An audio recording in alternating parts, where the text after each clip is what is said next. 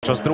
apríla bol aj Svetový deň povedomia o autizme a aj preto za každý aut pôjde 50 eur na občianske združenie SPOSA. V tejto chvíli máme už okolo kapitánov Bednára s Junasom aj detičky s autizmom Maxa, Alexa a Míšku. Každý zápas bude aj nie tradičný slávnostný výkop, ale tradičné, alebo teda slávnostné vhadzovanie spoza autovej čiary. Tlieskame symbolickú chvíľu tu v Moláreň na Žitnom ostrove.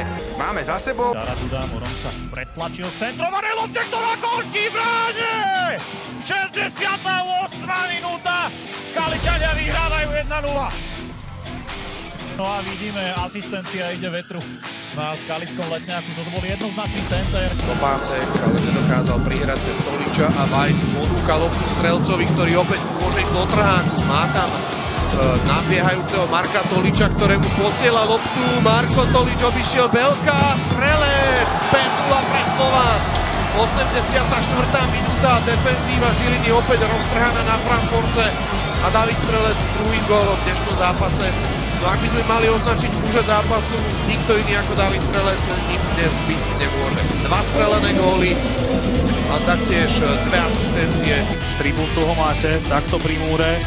Takto pozeral aj proti Dunajskej Strede, kde Michal Faško penaltu premenil. Já nechápu, jak Faško může kopat penalty, protože je neumí kopat, takže ne, já prostě od nějaký doby se na to nedívám a asi to tak nechám. Ich proti Faškovi, išiel do opačnej strany.